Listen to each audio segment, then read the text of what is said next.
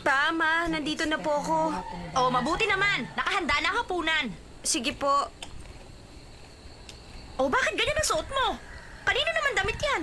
Malamig po kasi kaya hiniram ko sa classmate ko. Ah, ganun ba? Sige na, kumain ka na.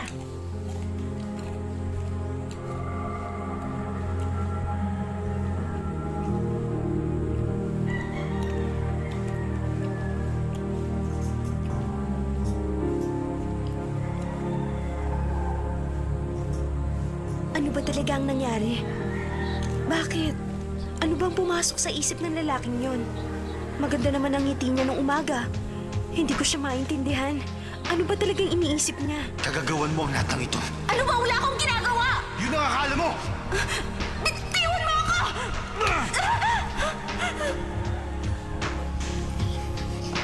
Hindi ko akalain. Ganun pala siya kalakas. Pinilit kong lumaban pero wala akong nagawa.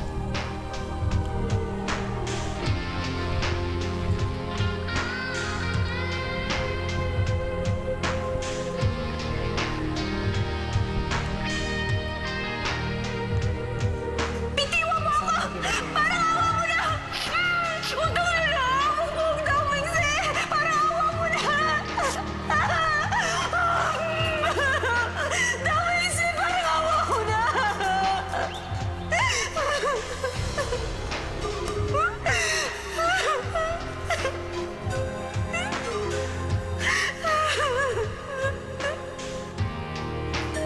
Ano ba itong ginawa ko?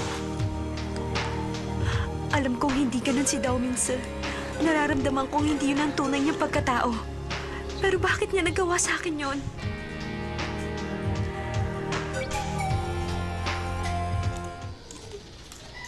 Ano ba? Ano ba yun? Hindi talaga ako makapaniwala. Nababasahin ko. Bihira naman.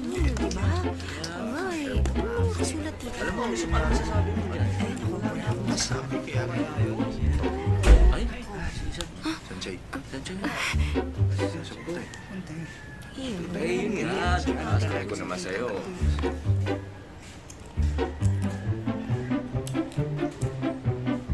Siya nga pala, Sunshine. Meron ako invitation galing kay Chin. Meron din ako niyan. Pupunta ka rin ba?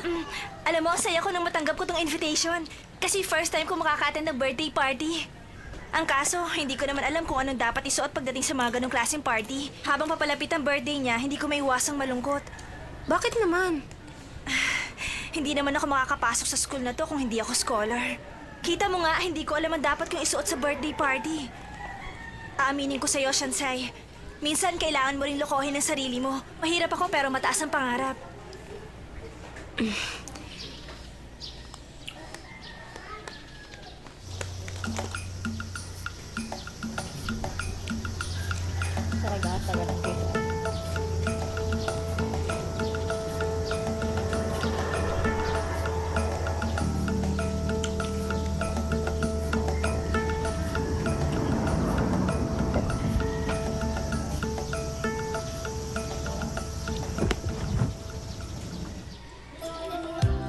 Wow!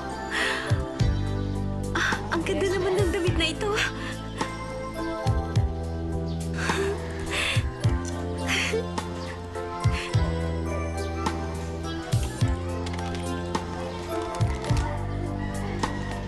Dao Mingse?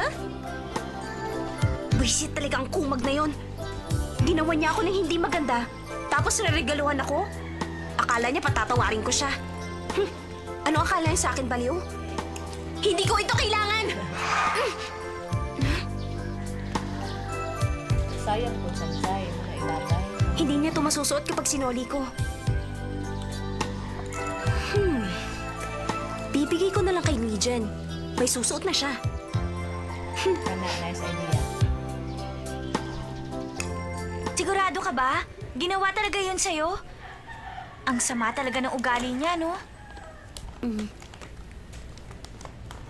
Kaya nga ba, wala ako ibang pinagsabihan.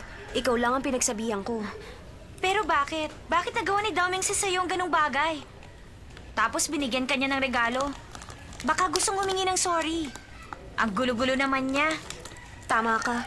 Kahit nga ako naguguluhan din sa kanya. Nung umaga, inasar niya ako tulad ng lagi niyang ginagawa. Pagkatapos, "Bitiwan mo ako! Para nakuha mo na! Utang na lang ang dami sa... Para nakuha mo na! Bitiwan mo ako! Ang dami sa... Para nakuha mo na! Ang dami sa...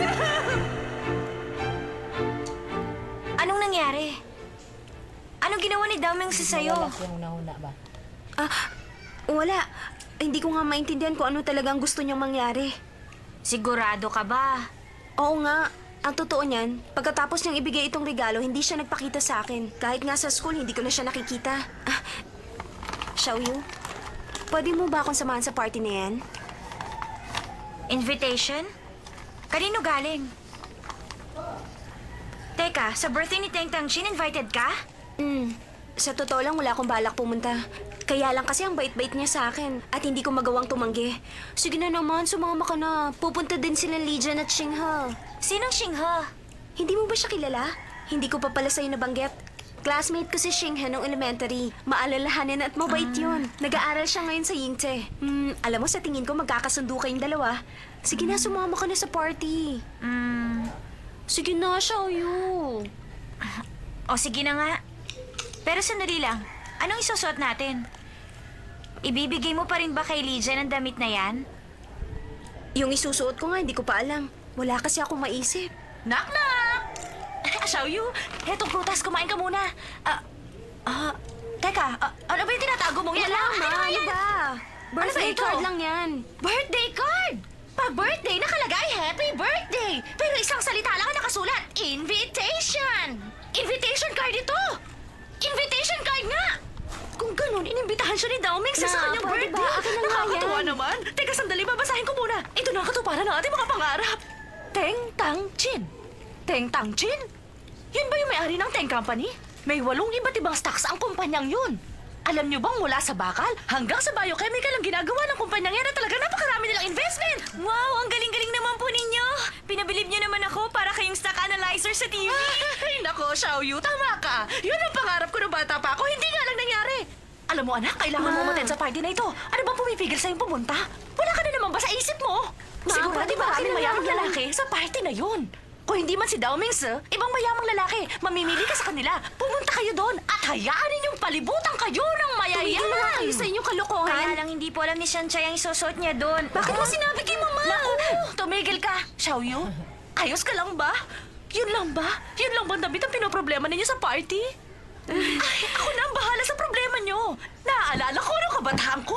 Hindi ninyo na itatanong sa akin. Ako yata ay naging Miss Gongwan sa Shinju. Talaga? Dahil ka pa pala ng mama mo. Tumigil ka nga dyan. Bibihisa niya tayo na parang mga manang. Naku! Hindi kayo magmumukha mga manang. Eh, pinapangako ko sa inyo. Kayo ang magiging pinakamaganda sa party na yon. Magmumukha kayo mga diwata. Hindi ko akalain na babagay sa inyo mga yan. Naaalala ko tuloy ang kabataan ko. Pag nakita kayo ng mga tao, siguradong sasabihin nila, kanino ba mga anak yan? Ang gaganda naman. Bagay talaga. Maniwala kayo sa akin. Teka, dyan lang kayo ha. Bubuksan ko lang sandali ang pinto. Babalik rin ako agad dyan. Ha? Xiaoyu, huwag kang aalis. Ang gaganda talaga nila. Yung mga bata eh. Paano? Lalabas pa tayo ng ganito? Hindi ba parang nakakahiya? Xiaoyu! Shanchay! Tingnan nyo! Nandito na kanyang Prince Charming! Xinghe! Ano yan? Alam mo ba, Xinghe? Hindi ka maniniwala pero totoo ang sasabihin ko. Kamukhang-kamukha mo si Mr. Tempura, yung kapartner ko nung napili ako Miss Meatball. Talaga po? Ay, ang gwapo niya! Salamat. Sige na, lumakad na kayo at baka mahuli pa kayo sa party! Tayo na. Iakatid ko kayo. Ayoko sabi! Sumakay ka Ayoko! na! Sinabi na Tayo ayoko, na, hindi huwag ako ka na sasakay sa maarte! kotse niyan! Sige na, huwag ka nang maarte. Ayoko sabi! Mahuhuli na tayo sa party. Huwag ka naman ganyan. Xiaoyu, Wala hindi po. na ako sasama. Kayo na lang! Bilisan mo na. Pag nahuli tayo, mauubusan tayo ng pagkain. Ayoko! Tayo na, sir. Baka mahuli pa tayo sa party. Huwag ka manulak. Bilis na, paandarin mo na yan. Paandarin ko na. Oh, ba't nakasimawat ka? Anong gusto mong gawin ko? Tumawa. Sige, papangit ka niyan. Teka, gusto niyo ba ng sounds? O Yachin, wala bang music dyan? Meron, sir. Live ang gusto ko. Ha? Anong sinasabi mong live? Liwanag ng araw sa